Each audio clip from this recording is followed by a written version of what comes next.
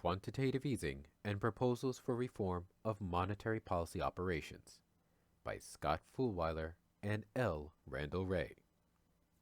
Section 4. Relative Potency of Monetary and Fiscal Policy.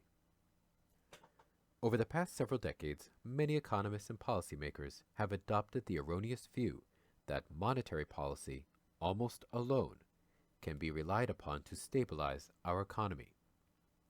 Further, as discussed briefly above, it was believed that monetary policy means macro policy, control of the money supply, interest rates, or inflation, while leaving the financial sector to self-regulation by some sort of invisible hand of self-interest. We believe that current events demonstrate both of these beliefs to be dangerously incorrect. It was precisely the absence of close regulation and supervision of financial markets that created the most devastating financial crisis since the 1930s. By no coincidence, the last time that policymakers relied on free markets in the financial sector, with virtually no use of fiscal policy to stabilize the economy. And it was the relative neglect of an active role for fiscal policy over the past generation that generated macroeconomic imbalances such as record levels of household indebtedness as borrowing substituted for jobs and income growth. There was a long-term evolution of thinking by macroeconomists away from the sensible post-war position that you cannot push on a string, the idea that in the presence of pessimistic expectations, lowering interest rates through monetary ease would not encourage spending, to the view that simply by managing expectations the Fed could control the macroeconomy. Ironically, this transition occurred even as macro performance suffered, with more frequent and severe crises often caused by bubble and bust cycles in financial markets. A related point is that it is important to recognize that monetary policy only works if it can alter the private sector's preferences for debt versus saving out of current income. That is, adjusting interest rates up or down can only affect the economy if the private sector then decides to borrow less or more. Similarly, as noted above, even if quantitative easing did work as both its proponents and some critics argue, this again would only be through encouraging the private sector to spend more out of its existing income, which again is a highly questionable strategy in a deep recession where the private sector is rationally trying to deleverage. Consequently, we think a strong case can be made that while monetary policy is relatively impotent when it comes to stabilizing our real productive economy, it has played a big role in pumping up asset prices that then collapse in a speculative bust. Meanwhile, our monetary policy makers have chosen to leave the financial sector largely unregulated and unsupervised. That is, in the one area over which they do have substantial control, regulation and supervision of financial institutions, they have refused to exercise their authority. Instead, monetary policymakers have pursued macro policy on the highly dubious claim that they can fine-tune the economy, more than a little ironic given that their own approach is strongly grounded in a critique of so-called Keynesian fine-tuning. Yet, every tool and target that they have chosen has failed in that task, from the reserves and money targets of Chairman Volcker to the interest rate target of Chairman Greenspan, and finally to the expectations management of Chairman Bernanke. None of these has given us sustainable growth, sustainable job creation, or sustainable rising living standards. Indeed, incomes stopped growing for most American workers as we shifted to reliance on monetary policy and downgraded the role of fiscal policy. For more than a generation, there has been no appreciable increase of median real wages. Even as business cycle peaks, tens of millions of potential workers have been left behind, unemployed or involuntarily out of the labor force. In recessions, their ranks have been swelled by millions more. Our nation's infrastructure has been allowed to deteriorate as much of the rest of the world caught up with our living standards and, in some respects, surpassed them. While the United States has technologically advanced sectors, we have fallen behind in many areas that matter for working people, such as modern public transportation, access to decent health care, and high-quality education for most. All of these are areas that cannot be stimulated by even well-formulated monetary policy. These are the responsibilities of fiscal policy, and they have been neglected on the unfounded belief that monetary policy alone is enough. In a deep recession and financial crisis, well-formulated fiscal policy is necessary. Its first task must be to reverse job loss. While policy should help the private sector, given depressed expectations, private employers cannot be expected to carry the entire burden. They will increase hiring only as economic conditions improve. No matter how many tax breaks we give them, they will not increase employment until sales increase. American households are already overburdened with debt, so we cannot wait for them to decide to increase their spending.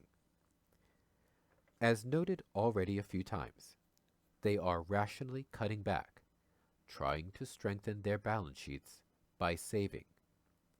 The total swing of the domestic private sector balance from large deficits, spending more than income, to a substantial surplus since the end of 2006 has been more than 10% of GDP. See figures 1, 2, and 3 in the appendix. That is a demand gap of 10% of GDP that must be made up by either the government sector or the external sector. If the United States were a small exporting nation, it could conceivably rely on growth of exports to create the demand necessary to generate recovery. Clearly, that is not the case. The United States is much larger than any nation, and its role as provider of the international reserve currency makes it unlikely that export-led growth will bring recovery. That leaves only fiscal policy as the possible engine of growth.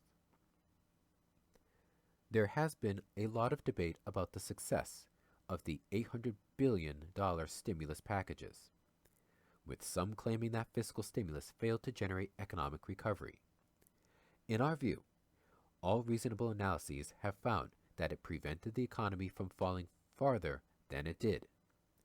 While some of the spending and tax cuts may have been ill-conceived, the major problem with the package is that it was too small and only temporary. Indeed, as the stimulus came to an end, evidence of economic weakening has begun to appear. Nowhere is this more obvious than in the finances of state and local governments, with budget cuts and layoffs of employees continuing. It is inconceivable that this will not have an impact on business and households in coming months. As public employees lose their jobs, this will have multiplied impacts on already depressed real estate markets. America is in real danger of slipping back into recession. What was needed was a larger and more permanent fiscal policy to deal not only with the recession, but also with the areas of our economy that have long been neglected. We realize that our position goes against the grain of the current attempt to reduce the budget deficit. We note, however, that our currently large deficit is mostly due to collapsing tax revenue, see figure 4 in the appendix, and secondarily due to growth of transfer spending, mostly unemployment compensation, both of which are due to the economic downturn. The budget outcome of the federal government is largely determined by economic performance. Deficits rise in recessions, and the budget moves toward balance or even surplus in expansion. See figure 5 in the appendix. The cyclical nature of the budget is due to the automatic stabilizers rather than to discretionary policy. This is a desired feature of a national government budget, not a design flaw. Reacting to the normal expansion of deficits through policy to cut spending or increase taxes would be a mistake. Most of those who are proposing that we tackle the budget deficit realize this, hence are focused on deficit cutting once recovery is underway.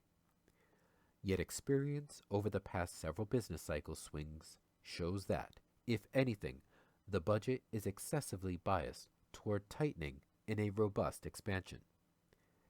In the last two growth cycles, neither of which achieved full employment of our nation's resources, federal government tax revenue grew at an unsustainably high pace, 15% per year and even more. This was 2 or 3 times faster than GDP.